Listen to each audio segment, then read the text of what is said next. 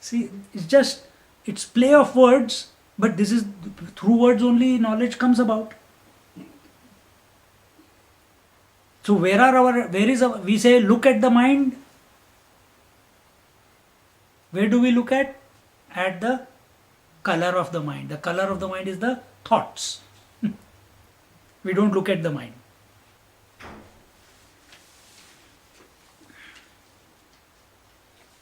So that red color is superimposed on the crystals. Similarly, this world is superimposed on the mind, which is essentially consciousness.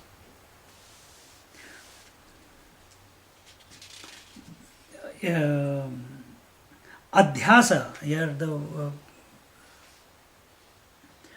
takaro vishayadhyasaha. Adhyasa means that which never was, never is, and never will be, but only seems to be. The objects indicated by the letter ta are adhyasa. That I already said, which just seems to be there.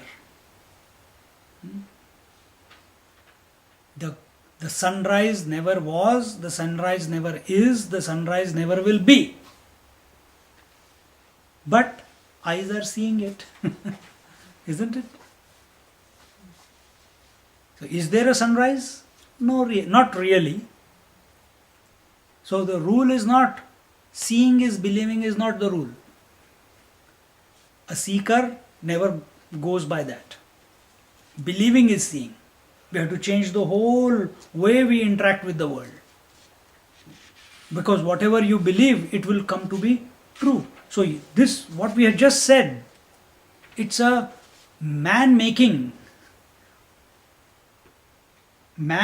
transformed into a divine. But that shift has to happen in the mind. Otherwise, if we live seeing is believing, then this is not possible. How is that? How can you prove this? Nothing can be proved, because in this world, nothing is worthy of proving. Because by the time you prove it, it has already changed. The circumstances are different. That's why theories keep getting upgraded every year, every few years. There is no permanent theory in the world. We say there is law of gravity, but because the law should be such which is permanent under all conditions. That becomes a law, or that becomes a principle. But the law of gravity is available on the earth. Outside the earth there is no law of gravity. Light and darkness is the law of the planet. Outside the planet there is no lightness and darkness. There is no color. There is no light and there is no dark if you go to space. There is nothing. It's funny. There is no night and there is no day once you go to space.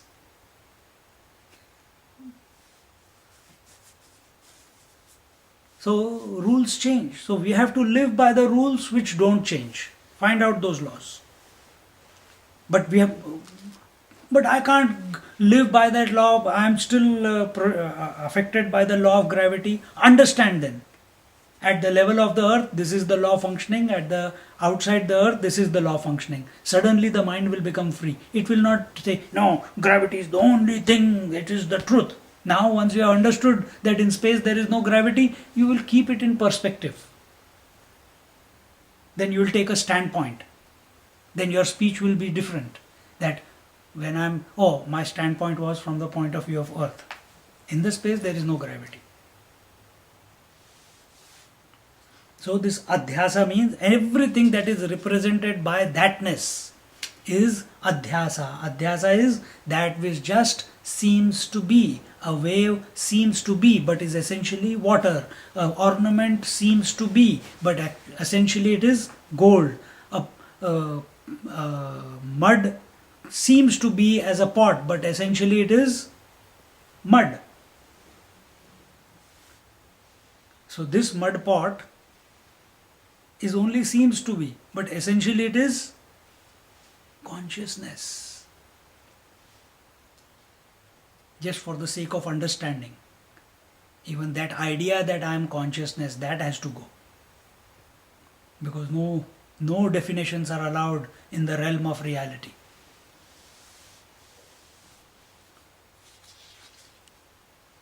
So in this manner, it is the self who is the enjoyer, and it is the Brahman which is enjoyed. And self and Brahman are one and the same. So this consciousness that I am, what was the definition of Takar? Which was never, which is not, and which never will be. And what is the definition of the self? Which was always, which is, and which will always be. See, the totally opposite. And this self, or we use the scriptures use the word Brahman, this Brahman itself is the total world.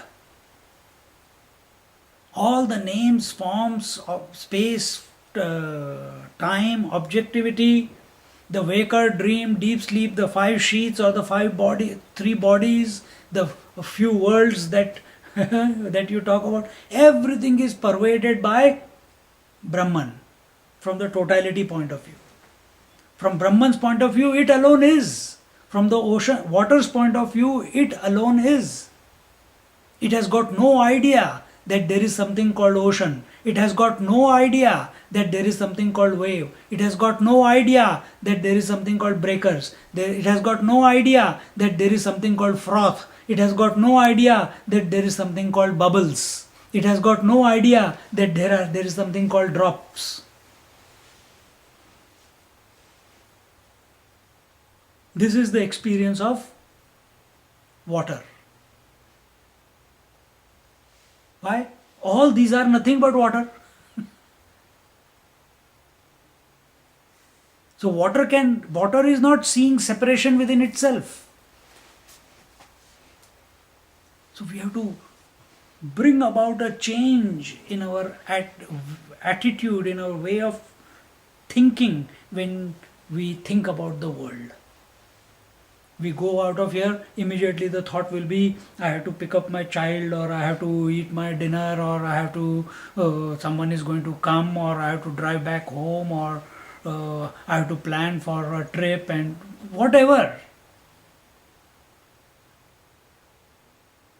Immediately the mind goes, because that is its food. But mistakenly so. Let that all go on. But you remain aware. Okay, the mind is functioning in this manner.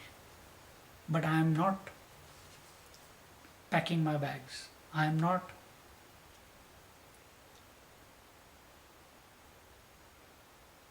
or the other way, I am everything. Because all these thoughts will not be possible if I was not there. If I am not possible, the knowledge is not possible. If I am not there, the ignorance is also not possible. Isn't it? If the conscious person, for a dead man there is no knowledge and no ignorance. Only for a conscious person there is knowledge and ignorance. Seeking and liberation. Only for a conscious person. So think, oh, and I am that conscious person. So this seeking, liberation, and all the other opposites